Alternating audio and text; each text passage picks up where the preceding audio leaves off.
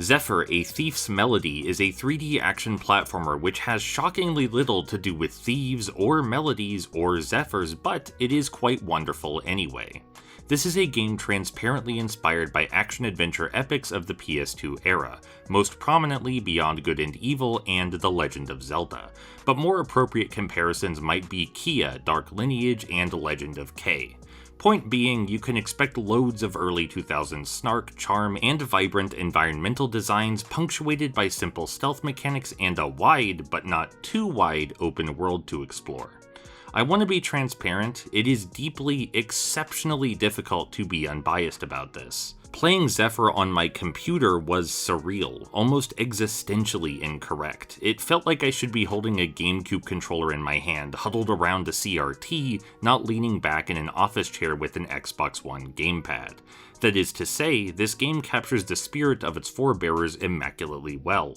It's the repetitive, catchy melodies, the anime-inspired art direction, the liberal application of bold and bouncy colors, the immutable optimism, and the almost sickeningly sweet setting wherein everyone is a simple cartoonish caricature. This cheery early 2000s aesthetic is reflected just as well in the gameplay. Fundamentally, you're given a series of increasingly interconnected tasks whose relevance to the narrative is initially unclear. You'll be told to find some guy's missing statues, or cure some sick turtles, or heal some plants, and find yourself embroiled in a comically expansive, cartoonish quest on the way.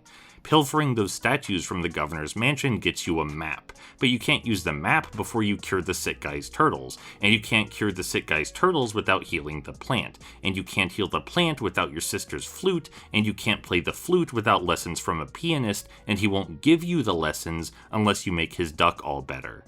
You can't possibly know all that in advance, you just agree to help those people, and it somehow all ties together.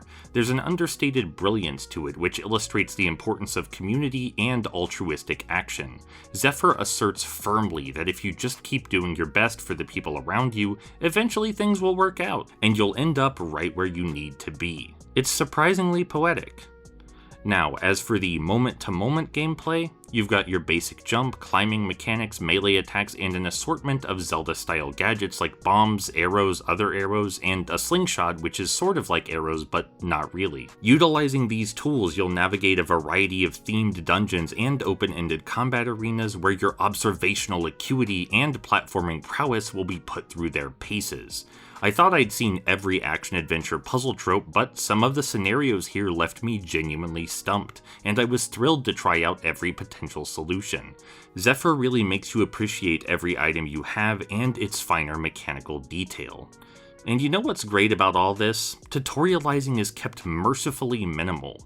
There are very few tooltips and the game routinely leaves you to your own devices. If you're ever in a room without a clear exit or you face an obstacle with no obvious answer, it trusts you to figure it out on your own. Natural human curiosity is the most valuable gadget in your considerable arsenal. Nearly every room, every challenge is designed to show you something new and stoke the fires of your mental and emotional engagement.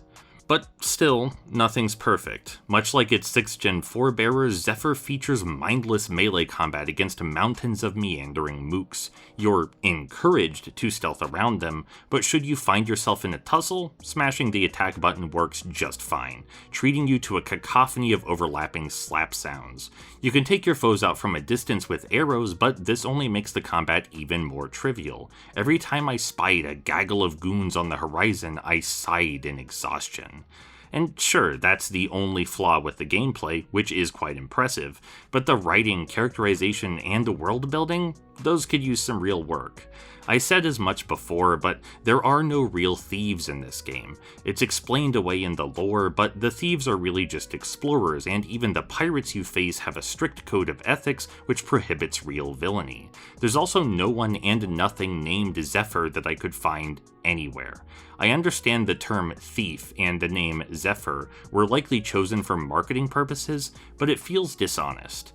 As to the characters, they all have a bad case of author's voice. They speak with the same tone, have identical mannerisms, and their personalities are indistinguishable. This is effectively a world inhabited by clones, where no one harbors a unique perspective or beliefs. It is deeply uncanny. Lastly, the game's themes are underbaked. Zephyr has an environmentalist angle, which I am a fan of, but it doesn't explore the topic with any nuance. There's pollution and industry, and you cure the pollution and blow up some robots, but nothing feels resolved, and the characters never have a confrontation over the sanctity of life or anything like that. The original Crash Bandicoot and Sonic the Hedgehog did a better job giving closure and substance to this theme, and those games don't really have, dialogue.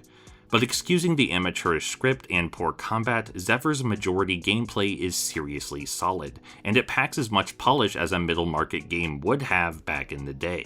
If you want to spend a good 8 to 10 hours neck deep in classic fantasy adventure, it's easy to recommend.